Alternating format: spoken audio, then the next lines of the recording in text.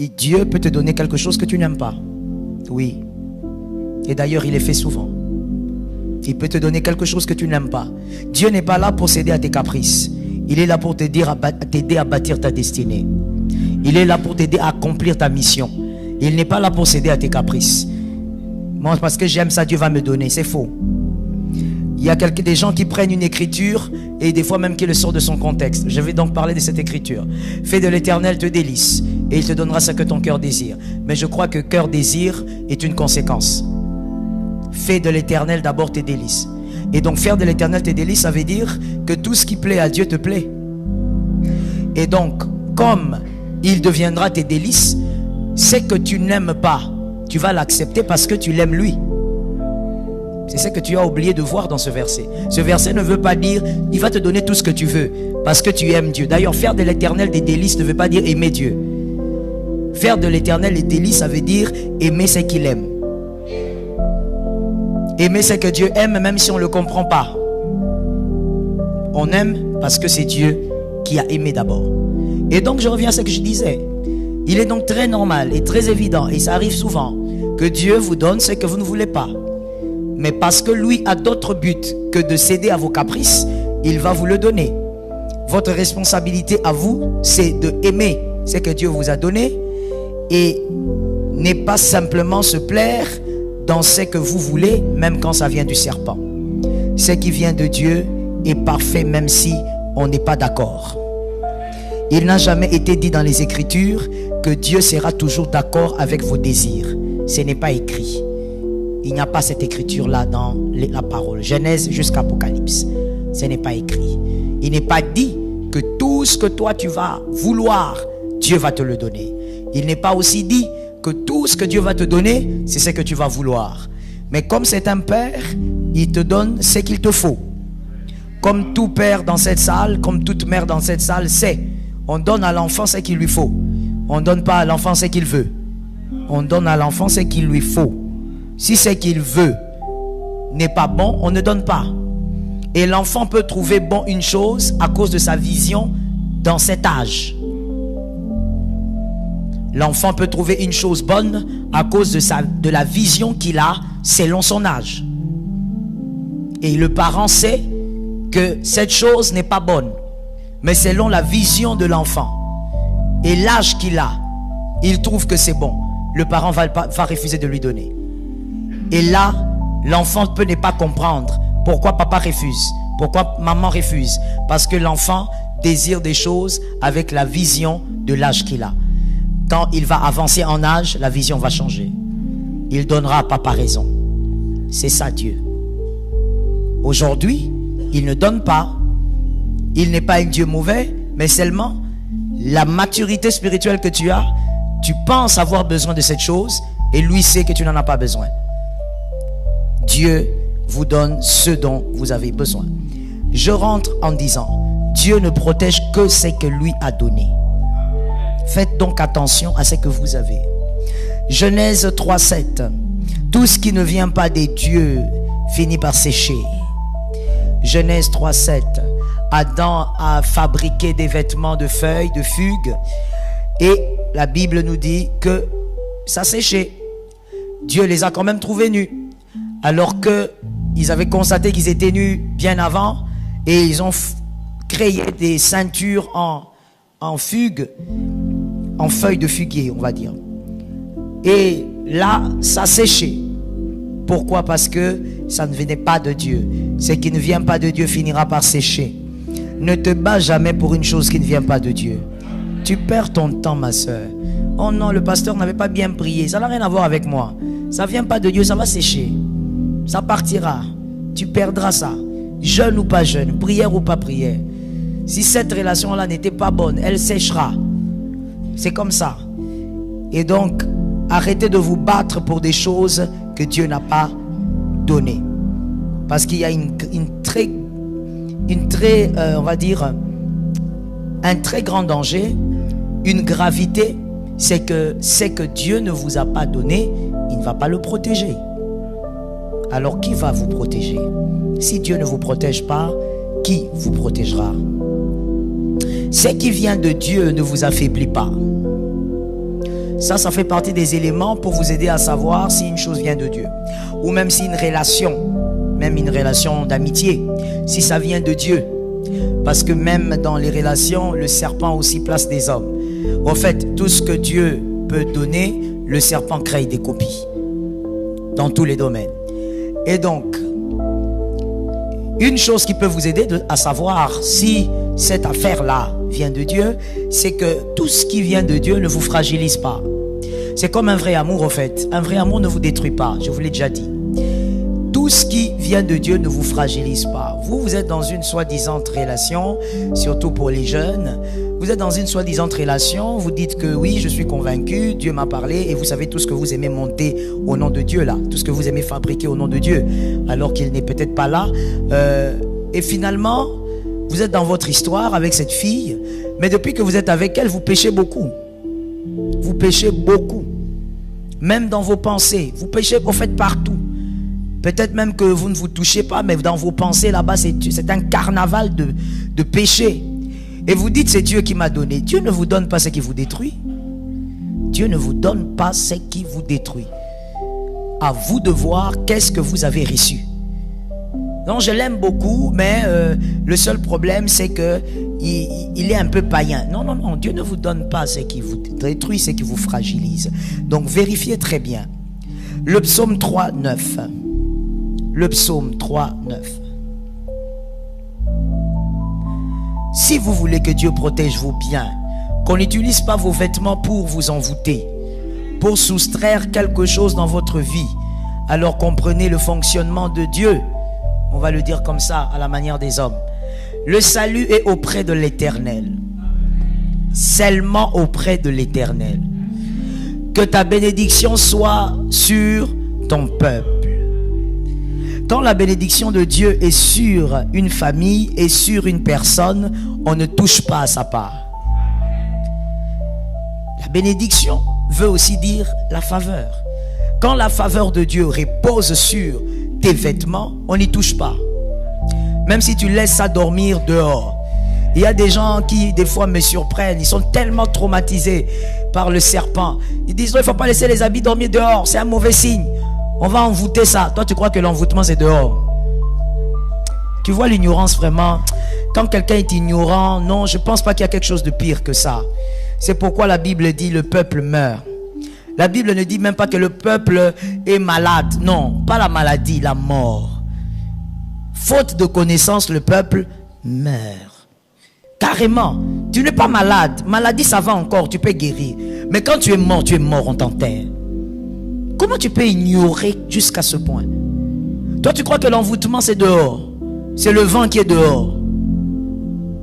Non, fais attention. Faut pas étaler mon caleçon là-bas, au fil là-bas. Un sorcier va localiser. Même dans ton dressing room, il peut localiser ça. Qu'est-ce que tu crois? Même là-bas, il peut localiser ça.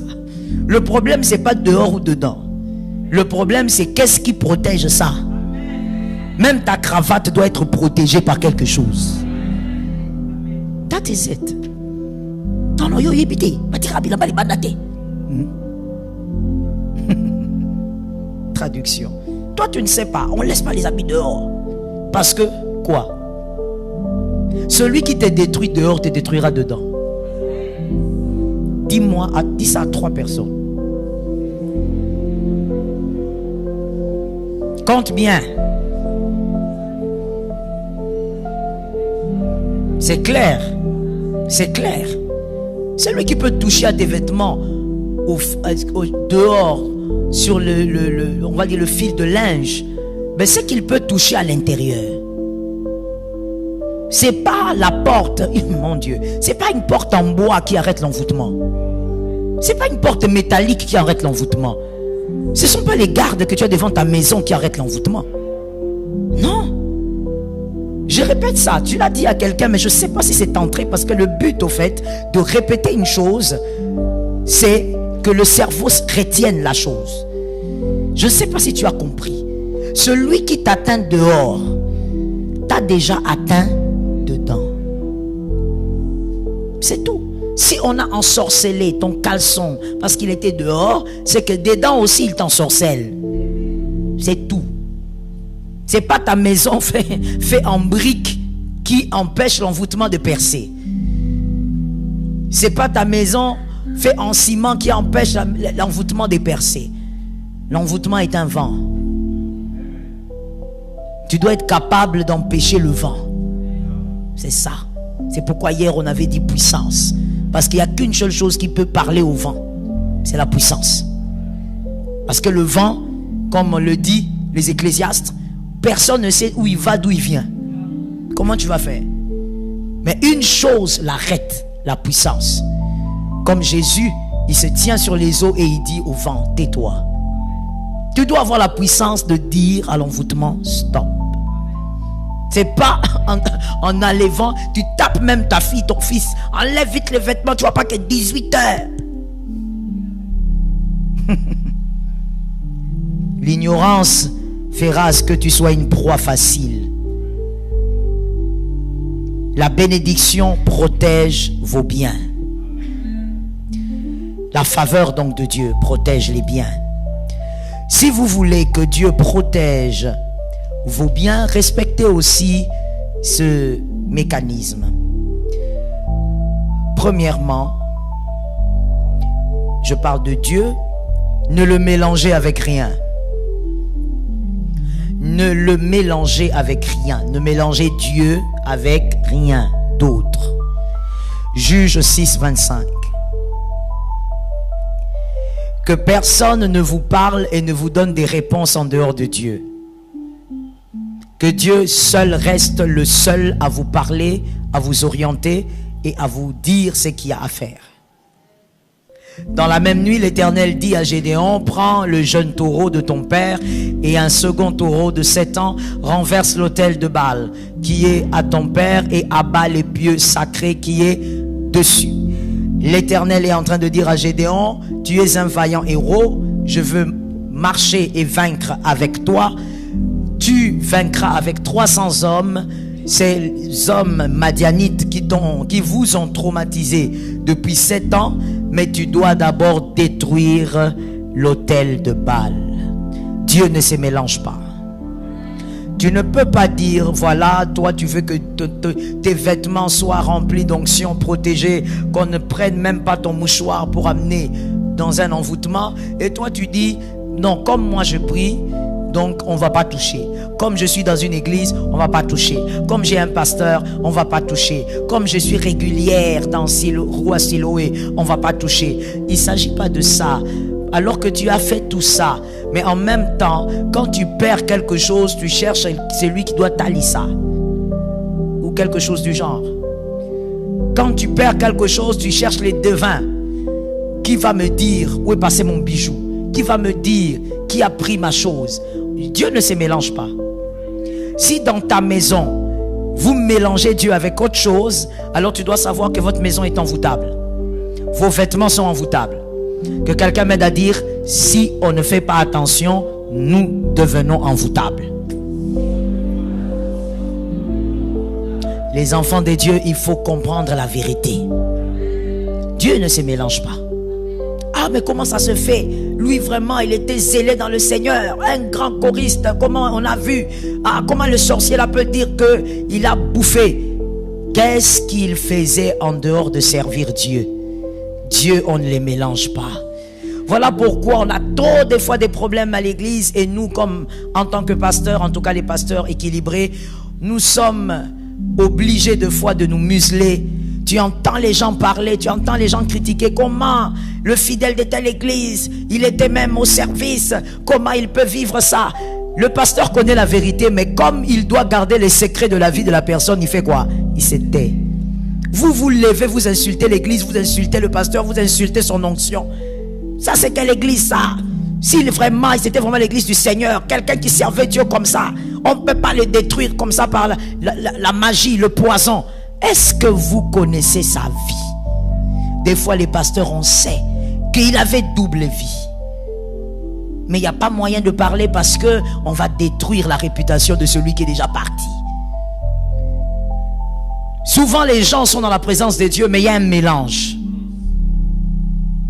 Très facilement tu es là, Tu es assise là où tu es, mais facilement tu sais bien que vous aviez à un moment donné appelé en 2024, vous avez appelé un prêtre là, je ne sais pas s'il est prêtre ou pas, vous l'avez appelé, il est venu, il vous a sorti des bougies de beaucoup de couleurs, il a fait des choses dans la maison, il a déposé des bougies partout, il a soufflé des poudres. Toi tu trouves toujours ça biblique parce qu'il n'est pas en raffia. Est-ce qu'il faut qu'on se... Non, je vais mieux le dire. Est-ce qu'il n'y a pas possibilité de se délivrer de la colonisation mentale? Il faut se délivrer de la colonisation. Ça veut dire que tu trouves que c'est propre parce qu'il est en soutane. Tout ce qu'il vient de faire là, on sent de la magie, on sent l'occultisme, on sent même le maraboutage. Mais toi, tu vas appeler seulement marabout s'il vient en raffia. Parce que certaines personnes, il y a quelques années, t'ont dit que le raffia, c'est diabolique. Faites attention. Dieu ne se mélange pas. Non, on va essayer de t'expliquer ce qui est arrivé à la mort de ton père, mais tu sais, tu dois donner une poule. Tu prends la poule, tu donnes. Tu dis, on m'a demandé seulement une poule. Toi, tu as déjà vu ça dans la Bible. C'est que Dieu ne t'a pas expliqué. Ne cherche pas l'explication. Je répète ça. C'est que Dieu ne t'a pas expliqué, ne cherche pas l'explication. Ça fait mal, mais c'est ça la vérité. Je l'ai apprise moi-même dans le parcours. Ça fait très mal des fois, mais c'est ça la vérité. C'est que Dieu n'explique pas, n'explique pas. Et ne cherche pas aussi d'explication. Si Dieu veut que tu aies des explications, il va te l'expliquer. Fais attention au mélange. Restons enfants de Dieu. Reste avec Dieu. Fais tomber d'autres autels. Est-ce que quelqu'un m'entend bien? Je pose la question, ce n'est pas une réponse à me donner, c'est simplement une réflexion pour toi, pour voir si tu mélanges Dieu avec des choses. Est-ce que toi, dans ta maison, ou même avec tes frères, vous avez des lois du genre, quand il est telle heure, on ne balaye pas la maison? Vous avez des lois du genre, on ne balaye pas sous le lit. Est-ce que vous avez des lois du genre, on ne mange pas telle viande? Si tu es là, tu vois que je suis vraiment en train de dire des choses que tu dois comprendre. On ne mélange pas Dieu avec autre chose. Je parle de vous, dans votre maison, mais de la famille aussi. Peut-être que toi tu dis non, dans ma maison il n'y en a pas, mais tes soeurs le font. Alors il faut m'écouter. Tu mélanges Dieu avec autre chose. L'envoûtement va t'avoir. Est-ce que dans votre maison il est dit? Et dans ta famille il est dit? Non, quand la belle famille vient, il faut préparer tel genre de poulet.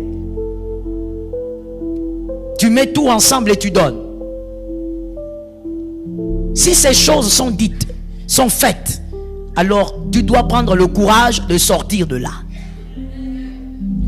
Si tu ne prends pas le courage de sortir de là, l'envoûtement t'aura. Tu vas déclarer le feu ici, mais ce n'est pas ça qui bloque l'envoûtement. Quand on déclare le feu ici, on éloigne un feu étranger. On éloigne l'envoûtement, mais ça n'a pas bloqué. Il faut que tu bloques, que ça ne vienne plus. Et pour que ça ne vienne plus, l'attitude. On en a parlé d'hier. L'attitude. Dieu ne se mélange pas. Tu le mélanges, tu auras le diable sur la table. Si tu veux que Dieu préserve ce qui est à toi, deuxièmement, n'introduisez jamais le feu étranger. Josué 7:13. N'introduisez jamais le feu étranger dans votre chrétienté, dans votre spiritualité. N'introduisez jamais le feu étranger. Josué 7:13. Lève-toi, sanctifie le peuple. Tu diras, sanctifiez-vous pour demain, car ainsi parle l'Éternel, le Dieu d'Israël, il y a de l'interdit au milieu de toi. Israël, tu ne pourras résister à tes adversaires jusqu'à ce que vous ayez ôté l'interdit du milieu de vous. Amen. Je reprends l'écriture. Lève-toi, sanctifiez le peuple.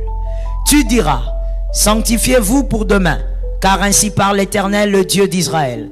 Il y a de l'interdit au milieu de toi. Israël. À la place d'Israël, mets ton nom. Tu ne pourras faire quoi? C'est clair, c'est l'Éternel qui a dit. Donc l'Éternel a dit avant même que toi tu ne pries. Ça veut dire il a répondu même à ta prière avant même que tu ne pries. Il a dit, tu vois la prière que tu veux faire là, ça ne va pas marcher. Ça ne va pas marcher, pourquoi?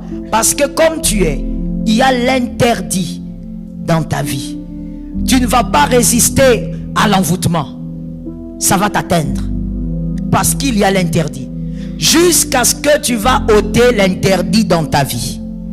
Que Dieu te délivre du mal. L'interdit, le feu étranger, il y a plusieurs éléments. Mais parmi les interdits, il y a par exemple l'argent sale.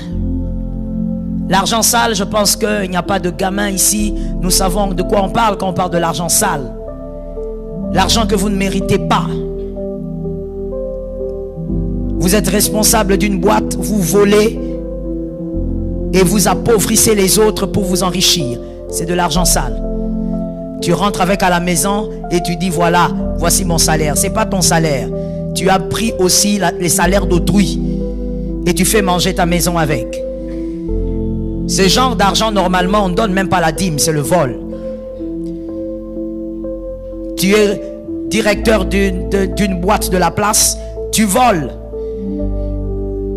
Tu prends au-delà de ce que tu dois prendre, c'est l'interdit.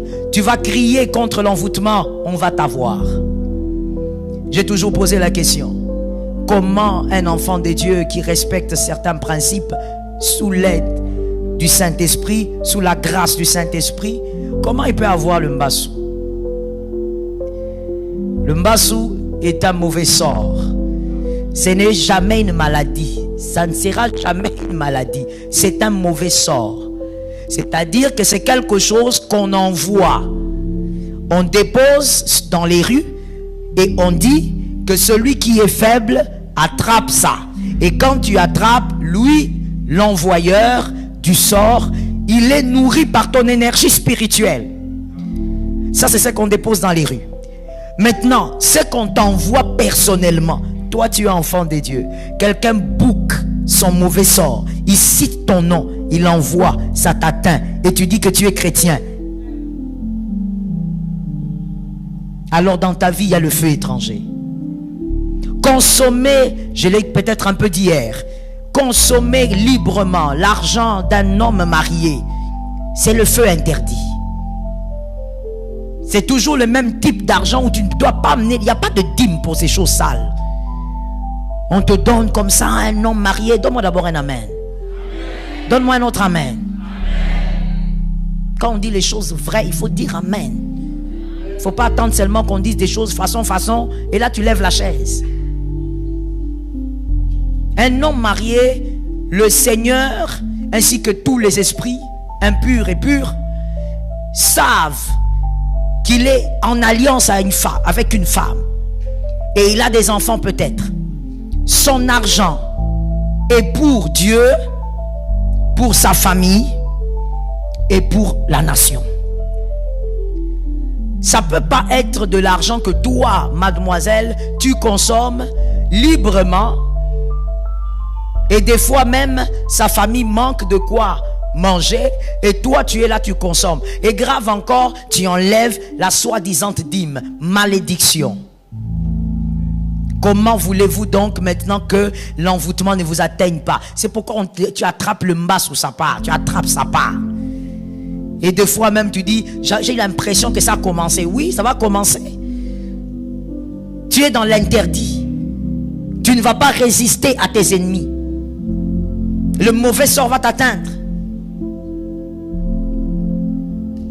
Tu fais des choses bizarres. Au lieu de compter sur l'intelligence que Dieu t'a donnée, la force que Dieu t'a donnée, non. Toi, tu vas vendre des choses qui détruisent les vies des hommes, qui détruisent les vies des gens. Tu vends la poudre blanche. Et tu trouves que c'est normal. Et grave encore, tu enlèves, tu dis, j'amène la dîme. Mais tu es sorcier. C'est l'argent sale. On n'amène pas la dîme pour des choses comme ça. On n'amène pas ça au fait dans les choses de Dieu. Tout ce qui est un feu étranger ne te permettra pas de vaincre devant l'envoûtement. Tu vas lever les mains, tu es fatigué. L'envoûtement te regarde, l'envoûtement rit. Proie facile. Tout le quartier n'est pas atteint, mais il n'y a que ta maison qui est atteinte. Pourquoi? Il y a le feu étranger. Évacuez le feu étranger de vos vies.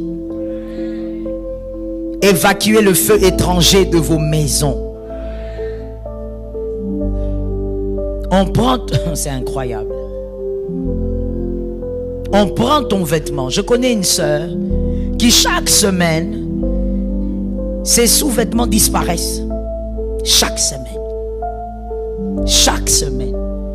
À un moment donné, je me suis arrêté, je lui ai dit, mais finalement, toi, c'est quoi exactement? Ça veut dire que les sorciers sont en train de faire une boutique avec tes sous-vêtements ou bien? Qu'est-ce qui se passe? Non, même pas, maman, moi aussi je ne comprends pas. Je lui ai dit, si tu vas comprendre, assieds-toi là. Comment est-ce que toi, tu sers Dieu? Toi, tu es là dans l'évangélisation, zèle et tout. Comment on peut te voler des choses? Et puis, l'envoûtement là, ça veut dire c'est d'un niveau 2. Niveau 2, c'est-à-dire, toi, tu as ta chose dans la maison. Et puis, ils font l'incantation et la chose disparaît de la maison. De la chose disparaît. Tu cherches partout. Et l'envoûtement, on est en train de l'envoûter comme ça tout le temps. Et ça se manifeste par des infections bizarres, des choses bizarres. Tu sens vraiment qu'il y a des gens qui contrôlent son corps quelque part. Comment? Parce que tu es en train de... Il y a un feu étranger. Je lui ai posé la question. J'ai dit, mets-toi là. Je ne prierai plus pour ça. Parce qu'il y a quelque chose qu'on doit savoir. Tu ne vas pas gaspiller les munitions des prières. On prie alors qu'à l'extérieur, il y a quelque chose que toi, tu es en train de faire. Tu as introduit le feu étranger. Comment tu mènes ta vie? Non, maman, tout va bien. J'ai dit, tout ne va pas bien. Tu as un fiancé ou tu n'as pas un fiancé? Non, j'ai pas de fiancé. D'accord, ça c'est maintenant 1. 2, tu as un copain. Oh, maman, c'est mon ami. Ami. Ami, ça veut dire quoi? Non, ami, ça veut dire que juste on est amis, mais si Jésus le veut. Bon, comme c'est ton ami, si Jésus le veut.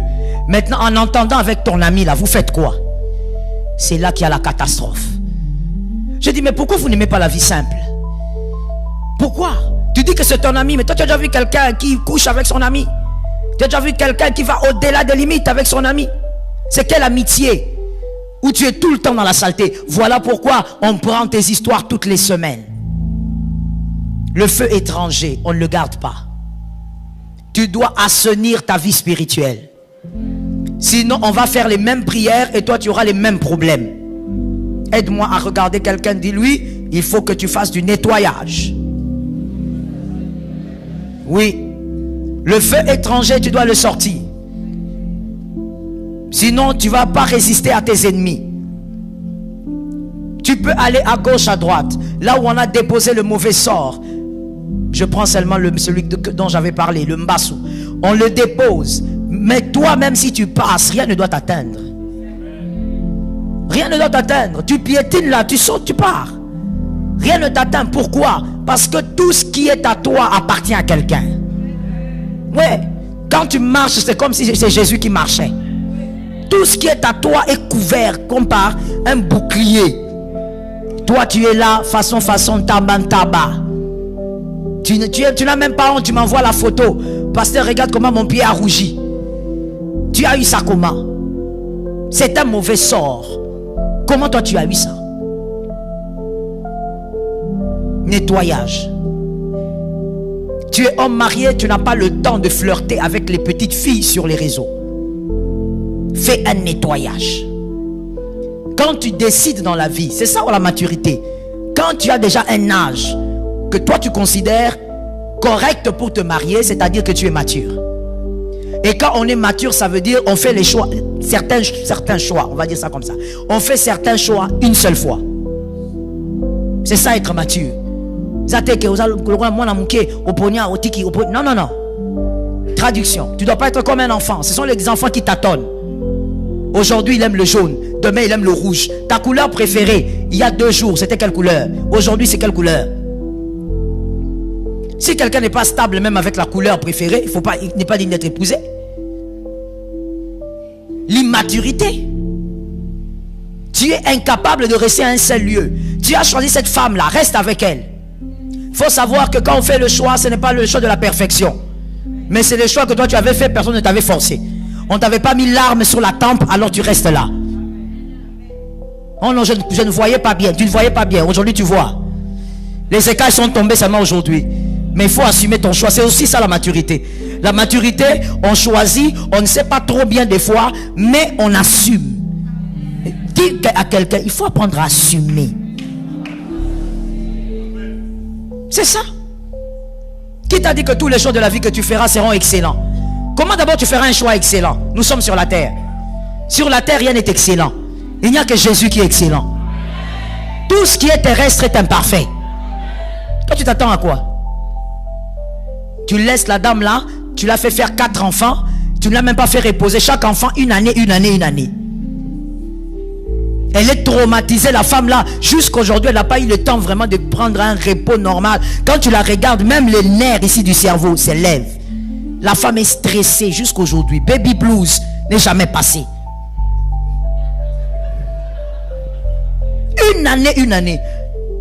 Tu l'as fatigué et puis maintenant tu prends ton téléphone envoûté. Déjà ton téléphone est envoûté avant qu'on t'envoûte. Tu prends ton téléphone, tu commences à flirter avec les filles sur les réseaux. Non, tu as des jolis cheveux. Tu as oublié les cheveux que tu as abîmés là-bas. Elle avait des jolis cheveux aussi il y a quelques années. Il y a 30 ans, elle avait des jolis cheveux. Il y a 40 ans, elle avait des jolis cheveux. Ah oui, tu as abîmé ses cheveux. Comment ça ne va pas s'abîmer avec 4 grossesses qui se suivent? Tu as déjà vu une femme enceinte avec de beaux cheveux? Elle existe où? Tous les cheveux deviennent médiocres quand on tombe enceinte. Jésus a envie de montrer à la femme, créer la vie c'est difficile. Le plaisir c'est une chose, mais créer la vie. Toi tu laisses celle-là, tu commences à flirter avec des petites là de 20, de 21 ans. Tu es là, oh j'aime tes yeux. Toi tu vois aussi les yeux de quelqu'un. Et puis le dimanche tu viens, les mains levées, cravaté, parfumé. Quand on dit danse pour le Seigneur, non, c'est toi l'homme le plus sérieux. Tu bouges seulement les épaules. Pour nous montrer que toi tu as le niveau du sérieux très élevé. Même tes mouvements sont synchronisés. Alors qu'un grand aventurier, il y a une petite fille là qui connaît déjà comment ta poitrine est. Tu envoies les photos. Et tu viens, tu dis, pasteur, priez pour moi, vraiment, il y a un projet. Le projet là, on va envoûter ça. Parce que le feu étranger est là. Tu ne vas pas résister à tes ennemis. Tu seras toujours fragile. Les flirts. Tu es là en train de poser la question à une fille de 21 ans, une fille de 18 ans. Tu lui poses la question, est-ce que tu dors? Qu'est-ce que toi tu veux? Qu'est-ce que tu veux exactement? Va poser la question à ta femme si elle dort. Rentre là-bas. Et si je réfléchis bien, je suis sûr à près de 80% que si tu rentres voir si ta femme dort, elle ne dort pas. Elle est là, elle te regarde aussi. Mais elle ne comprend pas pourquoi toi tu es là-bas, elle est ici. Le feu étranger. Et on dit, on n'a rien fait. Vous avez déjà tout fait. Jésus a dit, celui qui regardera la femme de son prochain et la convoitera. Regardez, ça veut dire que même si tu es debout ici, elle est là en train de passer là-bas en bas, sur la grande route. Elle passe, toi tu la vois. Tu dis, oh là là, quelle belle femme. Oh, j'imagine. Tu imagines, hein? Vous êtes déjà tombé. Jésus est terrible. Jésus est terrible. Jésus a dit, ok, comme tu as imaginé, vous avez péché tous les deux. Tu risques un jour de te tenir devant la présence du Seigneur. Tu dis, Seigneur, moi vraiment, j'ai été sérieux dans mes voies. J'ai fait beaucoup de mal, mais je n'ai pas pris la femme d'autrui. Et Jésus te montre au moins 30 femmes avec qui toi tu es sorti. Tu te poses la question, Seigneur, moi je suis sorti avec cette fille quand? Je ne la connais même pas. Il te sort l'écriture. Parce que Jésus fonctionne avec, il est écrit. Comme il avait fait avec le diable. Lui-même, Jésus a dit, Moïse vous a dit, si vous touchez, mais moi je vous dis, si vous pensez, vous avez fait. Maintenant, voilà pourquoi hier je t'avais dit, le pilier de la consécration, c'est ce qui est écrit dans Philippiens. Que ce qui est juste, ce qui est digne, pur, digne d'approbation, soit l'objet. Parce que dans la loi de Jésus, on ne pêche pas quand on fait, on pêche quand on pense. Tu es là, tu dis, Si tu savais, tu as déjà péché. Demande pardon. Dans la loi du Christ, celui qui a pensé a déjà fait. Le feu étranger. Que Jésus nous en délivre. Pendant que je parle, que le Saint-Esprit te révèle toutes sortes de choses que lui considère comme étant feu étranger. Qu'il te montre. Que ça soit devant tes yeux. Parce que c'est lui, le grand enseignant. Qu'il t'explique que toi, tu vois comme tu es là. Ton feu étranger, c'est ça. Il faut sortir ça de ta vie. Troisième élément d'envoûtement, l'eau. L'eau est l'apostrophe E-A-U. L'eau. Étant un récepteur et un élément qui conserve également, c'est l'un des éléments préférés des envoûteurs, des enchanteurs. C'est l'un des éléments préférés parce que d'abord c'est facile à trouver. On trouve de l'eau partout. Et puis parce que il a deux vertus. La première vertu, c'est qu'il reçoit. Deuxième, il conserve. 1 Chronique 11, 17, 19. 1 Chronique 11, 17, 19. Qu'au nom de Jésus, vous soyez délivrés de toute forme d'envoûtement. Et qu'aucun esprit ne se tape la poitrine en votre nom. 1 Chronique 11, 17 à 19. David eut un désir. J'aimerais qu'on écoute la parole s'il vous plaît. David eut un désir et il dit: qui me fera boire de l'eau de la citerne qui est à la porte de Bethléem? Alors les trois hommes passèrent, ce sont les vaillants de David. Les trois hommes passèrent au travers du camp des Philistins et puisèrent de l'eau. Quelqu'un m'a dit de l'eau. De l'eau de la citerne qui est à la porte de Bethléem. Ils l'apportèrent et la présentèrent à David. Mais David ne voulut pas la boire. Et il la répandit. J'aimerais qu'on lise la dernière phrase. Et il la... Nous lisons encore une fois que les esprits entendent. Et il... Tu vas comprendre. Encore une fois. Et il a répandu devant l'Éternel. C'est l'eau qu'il répandit devant l'Éternel. L'eau qu'il avait demandé à ces trois vaillants d'aller lui chercher. Que Dieu te donne des hommes qui avaient le cœur des trois vaillants de David. David veut boire. Au fait, en réalité, comme je te l'ai déjà dit ici, David était un personnage assez atypique. C'était quelqu'un de très calculateur, avec quelque peu de malice, et c'était quelqu'un de, on va dire, calculateur. Et donc là, il est en train de dire, de l'autre côté, à Bethléem, dont on parle ici, c'était le camp des Philistins, donc les adversaires, comme avec nous en ce moment, les Rwandais. Ok? Oui, c'est pour que tu comprennes. Alors, c'était les camps des adversaires, les camps des ennemis. David voyait bien que l'autre côté, il y avait une citerne à l'intérieur là-bas. Et David qui regarde et dit, ok, qui va m'amener de l'eau de la citerne? Donc il faut entrer dans le camp des adversaires sans être vu et sans être tué. Et prendre de l'eau, avoir le temps de puiser l'eau. Et de porter l'eau avec soi et de ramener l'eau à David. Alors David qui est là comme ça par un coup de tête, il dit, qui va m'amener de l'eau venant de là? Alors les trois hommes qui étaient avec David, c'était des vaillants ces hommes-là. L'un d'entre eux, il pouvait lancer une flèche, ça tue 700 personnes. Un seul coup. Va savoir comment ça se passe. Le surnaturel existe. Un autre avait tué 2 lions pendant la neige dans une fosse. C'était des hommes extraordinaires. Des hommes qui étaient avec David. Il regarde et dit, chef, tu dis quoi? Il dit, j'ai envie de boire. Mais j'ai envie de boire de l'eau. Ok. Mais je veux boire l'eau qui est dans le camp des ennemis. Alors les trois regardent et disent, d'accord. Sans discuter. Sans dire, mais chef, là-bas c'est... Non. Ils se retournent tous les trois. Ils vont chercher de l'eau. Que Dieu te donne des hommes comme ça. Pas des traîtres. Je dis pas des traîtres. Comme les traîtres qui est là-bas, là. Pas comme lui. Ils vont là-bas. Quand ils arrivent, ils puissent. Ils rentrent avec, sans qu'on les voie, sans qu'on les attrape. Quand tu as un bon cœur, Dieu te protège. Yes. Il y a même quelque chose d'autre là-bas. Tellement que Dieu aimait David, Dieu protège tout ce qui est à David. Quand tu sers David, Dieu te protège. Parce que Dieu aime David. Qui a compris? Dieu n'a pas protégé les 3 hommes là à cause d'eux. Il a protégé les 3 hommes parce que les 3 hommes aiment David. Tout ce qui est attaché à David, Dieu sécurise ça. Donc si tu veux être sécurisé, il faut aimer David. Si tu aimes David, Dieu te garde. Ah oui, dans la vie, il y a des choses comme ça. Il y a aussi des gens comme ça. Quand ils reviennent avec, c'est ce qui m'intéresse au fait. Amenez-moi la bouteille d'eau. Quand ils reviennent avec, ils donnent à David. David prend. Il dit, je ne bois pas. Pourquoi je ne bois pas?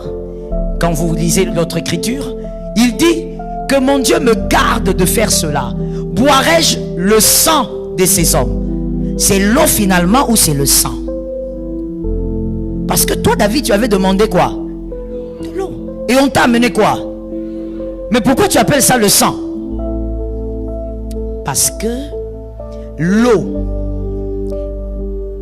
est un récepteur et il conserve. Mais il reçoit quoi et il conserve quoi? Ces hommes, puisqu'ils étaient partis au péril de leur vie, c'est leur vie qui était à l'intérieur. Ce n'était pas l'eau, mais c'était leur vie. Et David, quand il voit, il dit, je ne vais pas boire ça parce que c'est votre vie. Qu'est-ce qu'il fait? Il jette ça devant. Qui a retenu? Merci ma soeur. Il jette ça devant l'Éternel. Ça veut dire, il prend leur vie, il dépose devant. Yes. David était très prophétique. Sans le Saint-Esprit à l'intérieur de lui comme toi, mais très élevé dans les choses spirituelles. Il regarde, il dit, ça c'est pas l'eau. Ça c'est votre sang qui est dedans. Mais non seulement je ne boirai pas, mais je ne veux pas déposer ça n'importe où. Parce qu'il y a, c'est votre vie. Je prends ça, je dépose ça devant l'Éternel. Est-ce que quelqu'un m'entend? Avec l'eau, give me. Avec l'eau, on a la possibilité de mettre tout ce qui est à toi là-bas. Parce que l'eau a été créée pour prendre et garder. Tout. Que ce soit ta maison, que ce soit, au nom de Jésus, hein, que ce soit pas toi. Que ce soit la maison, que ce soit une âme, que ce soit... D'ailleurs, une âme, on voit dans cette écriture, David a dit lui-même, ce n'est pas l'eau ça c'est la vie des gens. Et il prend ça, il jette devant l'Éternel. Donc que votre vie reste devant l'Éternel pour toujours. Vous avez capté ça? Oui, les hommes, certainement, ils n'avaient pas compris. Ils disent, ah, mais qu'est-ce qu'il dit encore notre chef d'armée ici? Qu'est-ce qu'il raconte? Nous, on a amené de l'eau. Lui dit, non, non, non, vous voyez l'eau, mais ce n'est pas l'eau. À l'intérieur, il n'y a plus l'eau. Il y a autre chose que cette eau conserve, vos vies. Est-ce qu'on se capte? Ok. Lévitique 8.6. Lévitique 8.6. Lévitique 8.6.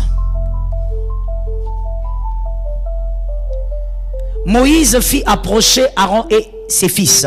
Commençons par le départ. Qui est Moïse, le libérateur d'Israël? Le grand libérateur, j'allais dire de tous les temps, mais bon, les grands libérateurs, selon les Écritures, il n'y a pas eu de libérateur comme lui en dehors de Jésus. Moïse fit approcher Aaron et ses fils. Qui est Aaron? Moïse, Aaron, c'est qui? Frère, tu savais ou tu savais pas? Tu savais, hein? Si tu sais, il faut parler, non? Aaron, c'est le grand frère. Il ne faut pas dire frère, c'est le grand frère de Moïse. Et ce n'est pas le grand frère de Moïse de quelques années, 2 ans, 3 ans, non. Le grand frère vraiment éloigné. Comme on dit, grand frère, il y a lui. Hein? Voilà. Aaron et Myriam, c'était les grands frères de Moïse. Moïse était le petit cadet. Et donc, Aaron est son grand frère de loin. Plus de 5 ans, c'est son grand frère. Et là, l'écriture dit, Moïse fit approcher Aaron et ses fils, les enfants d'Aaron. Et il les... Qui lava qui? Petit frère a nettoyé qui? Avec ses garçons. Déshabillement. Nettoyage. Il ne l'a pas fait parce qu'il voulait. Il l'a fait parce que Dieu avait ordonné. Pourquoi il l'a fait? Parce que Dieu avait dit, Moïse, maintenant il faut qu'il y ait des sacrificateurs, des gens qui me servent. Alors prends Aaron et tous ses enfants, eux vont me servir. Ce sont des hommes à part. Mais avant de commencer à me servir, il faut que quelque chose se fasse. Cette chose va se faire avec l'eau. Pourquoi? Parce qu'il faut qu'il quitte de statut homme ordinaire vers un homme sacré. Lui et ses fils. Lorsqu'on les lava, deux choses se sont faites. La première, c'est que l'impureté a été ôtée. D'accord? L'eau ôte l'impureté. Deuxième chose, le vieux Aaron, ou on va dire l'ancien Aaron qui était un homme ordinaire, est resté dans l'eau. Après le nettoyage, l'ancien Aaron, ça veut dire les papas ordinaires de ses enfants, il est resté, voilà. Merci mon fils, tu lis la Bible, hein? C'est qu'on appelle dans la Nouvelle Alliance le vieil homme. Il est resté dans l'eau. Après le lavage, il peut, il n'est pas encore, il peut maintenant devenir quelqu'un d'autre. Le lavage avec l'eau, et là on voit l'autorité de l'eau. L'eau a fait quoi, s'il vous plaît? Première chose. Non. L'eau a fait quoi à Aaron? Je vous entends pas du tout, hein. L'eau a fait quoi? Maintenant ici, répondez-moi. L'eau a fait quoi? Ce n'est pas possible. Mais vous êtes là en face de moi en train de regarder, hein? Donc vous suivez la prédication, vous suivez pas? Vous suivez? L'eau fait quoi? Aaron, j'ai dit deux choses. Première chose c'était quoi? Sony. Vous avez dit quoi? Moi j'entends Sony. Vous voyez que quand on enseigne, il y a des gens qui regardent sans voir. L'eau, c'est important de comprendre. Sinon tu ne comprendras pas la fin de cet élément. L'eau chez Aaron a commencé d'abord par purifier. J'ai dit ça. Purifier. Et ensuite, ça fait quoi? Voilà. Conserver l'ancien homme, le vieil homme. Ça le garde, ça le garde. Aaron n'est plus le même homme. Et là, il n'est toujours pas consacré. Parce que ce qui consacre, mais à part, c'est l'huile, c'est pas l'eau. Et plus tard, si vous lisez, vous avez le temps à la maison, vous verrez qu'on a moins. Alors, écrivez. L'eau purifie, l'huile consacre. Ça, c'est pour juste la connaissance, hein? C'est une parenthèse. L'eau purifie et l'huile consacre. Quand on met l'huile sur la tête de quelqu'un, c'est pour consacrer, c'est pour capacité, c'est pour accorder quelque chose de surnaturel. Mais c'est l'eau qui purifie. Est-ce qu'on s'est bien capté? Ajoutez cette écriture, Ruth 3.3. Dans Ruth 3.3, vous vous rappellerez aussi qu'on avait dit à Ruth par Naomi. Maintenant, je veux... Très bien, pasteur. Maintenant, je veux assurer ta paix. Et donc, va et fais quoi? Lave-toi. Lave-toi parce que tu dois faire... Par te laver, deux choses doivent arriver. Le premier, purification. Deuxième, pardon? On conserve quoi, mon frère? La vieille Ruth, celle qui était veuve, tout ça, doit rester. Parce que Boaz ne va pas admirer une veuve. Boaz doit admirer une femme tout autre devant ses yeux. Est-ce que quelqu'un m'entend bien? Donc l'eau est un mystère. Quand Dieu, il décide de garder ça pendant la création, il a gardé quelque chose de redoutable. Alors, à cause de ces deux vertus, purification et... On peut donc, l'envoûteur, ils aiment ça, j'ai dit, parce que c'est partout, on peut trouver ça partout. Il peut donc prendre ça avec facilité et il déclare des paroles dessus. Et ces paroles vont faire quoi? Selon ce qu'on a déjà dit, n'est-ce pas? On suit seulement un schéma. Ces paroles vont faire quoi?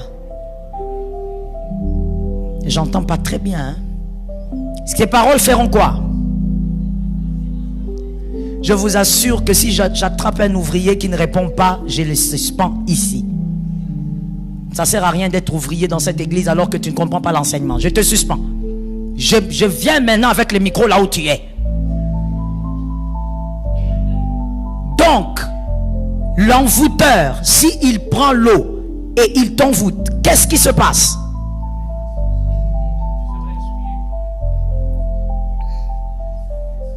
Ce qui est étrange, c'est qu'il y a des gens qui regardent à gauche, à droite. Donc toi, tu attends que la réponse vienne de l'Orient ou de l'Occident. Qu'est-ce qui se passe? Le mauvais sort dans l'eau. Quand il déclare le mauvais sort, pourquoi dans l'eau? Non, ne profite pas au milieu des bruits. Qu'est-ce qui va se passer? Il va quoi? Le mauvais sort dans l'eau. My goodness. Je prends quel exemple? Un enchanteur qui va au fleuve Congo. Il prend l'eau. Et toi, tu habites, donnez-moi un quartier très loin du fleuve Congo. Massina? C'est loin du fleuve. Ah, loin du fleuve. Bon, bref. Bas Congo. Bas Congo, carrément. Ah. Vous me compliquez. Ngaba. D'accord. Il prend l'eau du fleuve Congo. Il est sur les grosses pierres là. Et puis il pense à toi tellement que il veut te détruire en 2025. Il cite ton nom dans cette eau là. Il prend même avec la main. Il parle et il jette l'eau. Ce qu'il a dit reste même après des années. Parce que lui là, il garde. Akoufarate. L'eau ne meurt pas. Il garde. C'est ce qui peut faire aussi que toi tu nais, tu grandis, mais tu remarques que certains mauvais sorts qui frappe ton papa est en train de te frapper. C'est pas un lien. C'est l'eau qui a gardé les paroles jusqu'à l'accomplissement. Mais si on l'arrête pas, il va aussi continuer comme ça. C'est comme un tueur en série. Regardez ceci. Pour celui qui n'a vraiment pas compris tout ce que j'ai dit là. Dernière illustration, si tu ne comprends pas, Kanayo, il faut total en haut naba rebelle. Pour solution exatée. Dernière illustration. Donnez-moi la bassine. Tu dois comprendre pourquoi cette chose est une bénédiction, mais aussi un problème. Est-ce que quelqu'un m'entend? Il ne faut pas toujours, je dis pas toujours, on reste dans l'équilibre. Il ne faut pas toujours être prompt lorsque quelqu'un vient chez toi, venant de nulle part, et te demande de l'eau. Il faut avoir un esprit de discernement. Ou alors, ne fais rien, comme l'Écriture dit, sans sanctifier ce que tu fais. Tu ne sais pas pourquoi il t'a demandé de l'eau. Il a traversé plusieurs maisons. Tu ne sais pas pourquoi il est venu là. Nous ne sommes pas en train de devenir méchants, mais nous disons, le discernement te préservera. L'homme prudent voit le mal de loin et se cache. Ou alors, sanctifiez tout ce que vous faites. Regardez. On a l'habitude de le faire tout le temps. Mais je ne sais pas. Ça ne monte pas dans la tête. Tenez ça. C'est ouvert ça? C'est ouvert. Venez avec la balle ici. Héritier, venez. Je veux que ce soit mon fils, parce que toi tu vas dire, je suis parti là-bas. C'est toujours un problème. Le pasteur Joël, dès qu'elle fait quelque chose, il y a quelque chose de bizarre derrière. Que Dieu nous délivre. Tenez ça.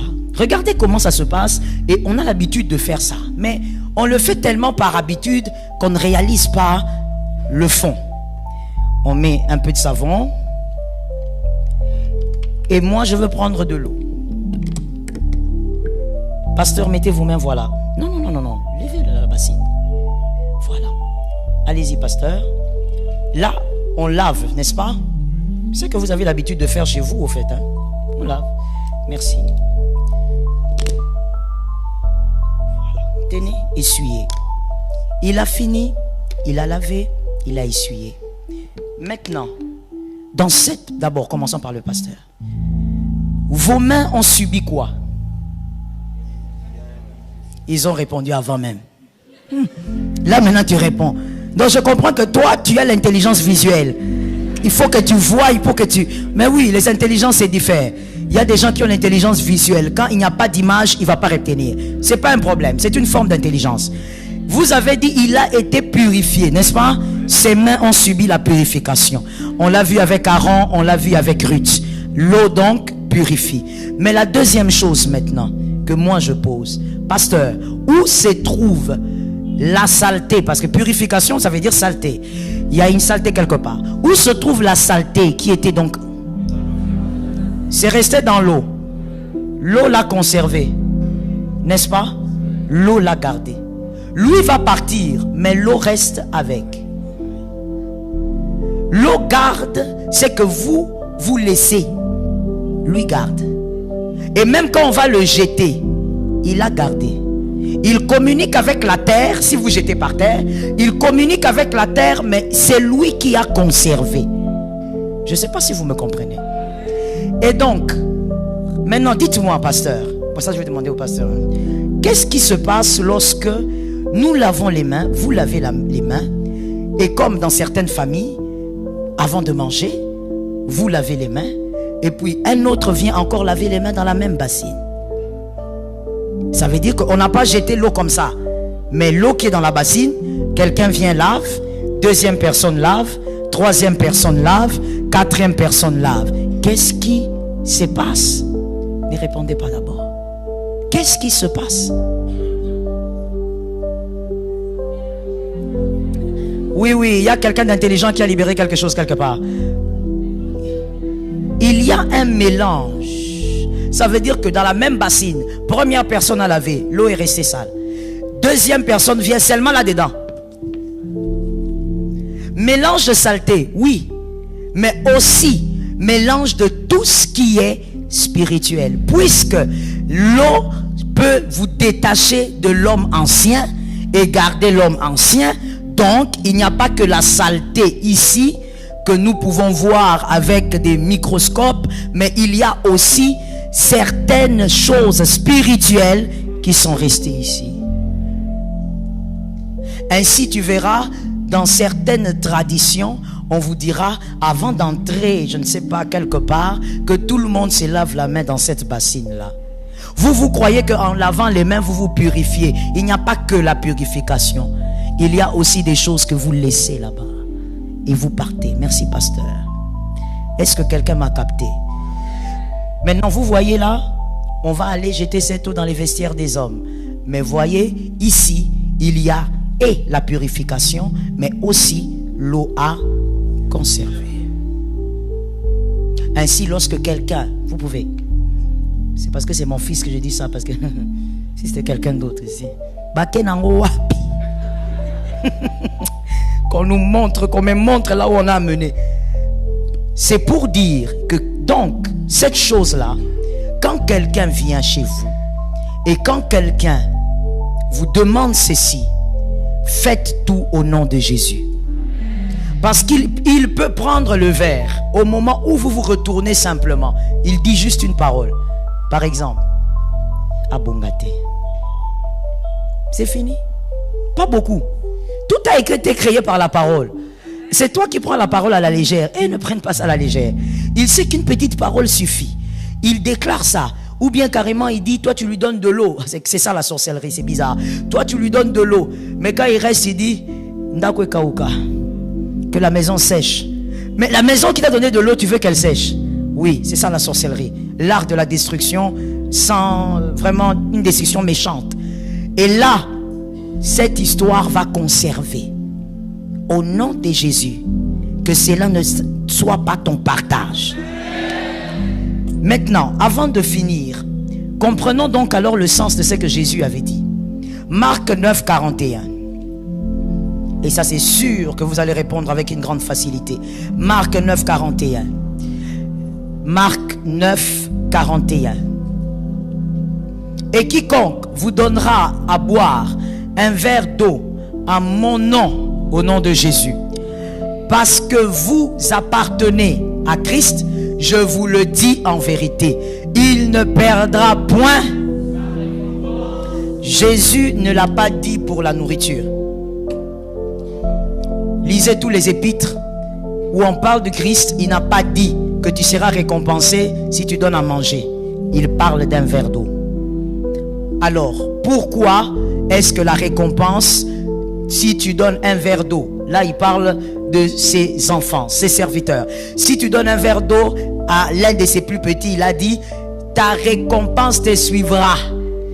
Peu importe là où tu es, tu donnes un verre d'eau à un enfant de Dieu, à un serviteur de Dieu, tu ne manqueras pas ta récompense. Pourquoi cette récompense ne te lâchera pas? J'aime la réponse. Vous avez répondu avec facilité. Parce que l'eau conserve. Elle a conservé quoi?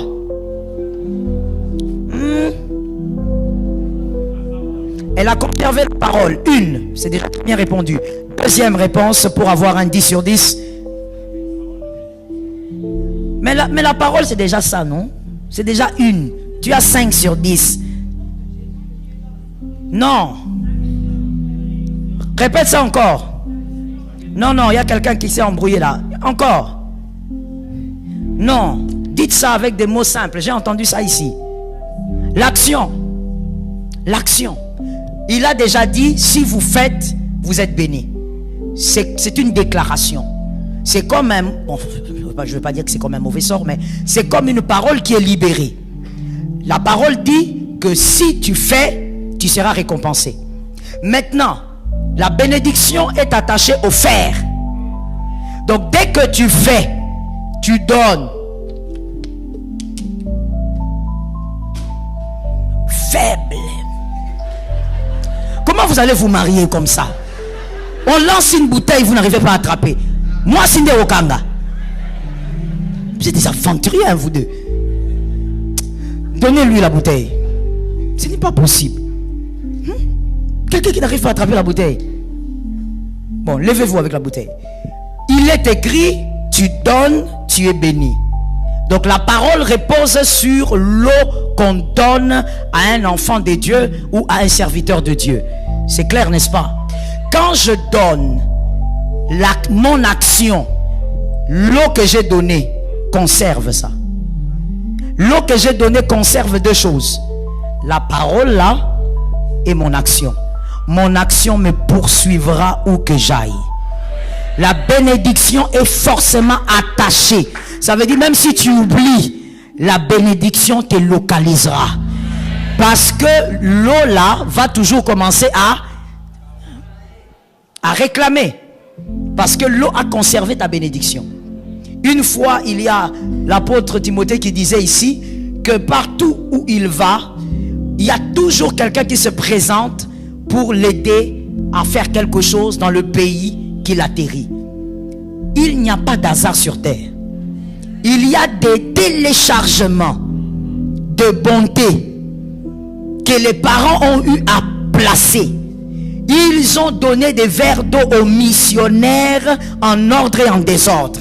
Ce qui fait que quand maintenant le fils arrive, l'eau est activée. On doit lui donner un verre d'eau. On doit récompenser d'une manière ou d'une autre. Ainsi, toi, enfant de Dieu, cette partie-là, il faut maintenant la prendre pour toi. Tu ne laisses pas un frère dans le Seigneur être en problème pendant que toi, tu peux faire. Le verre d'eau permettra qu'il y ait toujours une bénédiction à ta poursuite. Est-ce que quelqu'un m'entend bien? Le verre d'eau que tu donneras à un frère, à une sœur. J'ai dit donne le verre d'eau. Je n'ai pas dit donne le verre d'eau en draguant. Tu donnes le verre d'eau. Ce n'est pas je te donne ce coca ici, ou je te donne, en tout cas, tu es mignonne, hein? Non, non. Si tu obéis à l'écriture, la bénédiction s'attache à toi. Est-ce que quelqu'un m'entend bien? Et je donne une instruction importante avant de prier. Ne donne pas de l'eau sans sanctifier. Je répète, parce que cet amen n'est pas très normal. Ne donne pas un verre d'eau sans prier. Lorsque tu donnes un verre d'eau, tu déclares une parole même pendant que tu es en train de donner. Lorsque tu vas nettoyer le verre, tu apprêtes le verre, déclare même une parole avant de donner. Tu dis au nom de Jésus, je sanctifie tout ceci.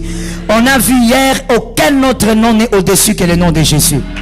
Est-ce que quelqu'un m'a capté? Ne sois pas en train de faire des choses comme un homme charnel.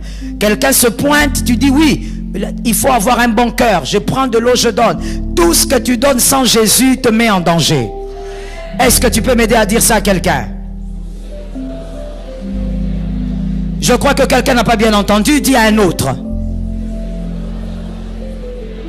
Tout ce que tu vas donner sans Jésus te mettra en danger. La chemise que tu veux donner à ton frère, déclare le sang de l'alliance. Tu lui donnes la chemise, tu dis mon frère c'est pour toi. Tu veux donner la nourriture à quelqu'un, tu déclares la sanctification et tu donnes. Tout ce que tu donnes sans Jésus te met en danger.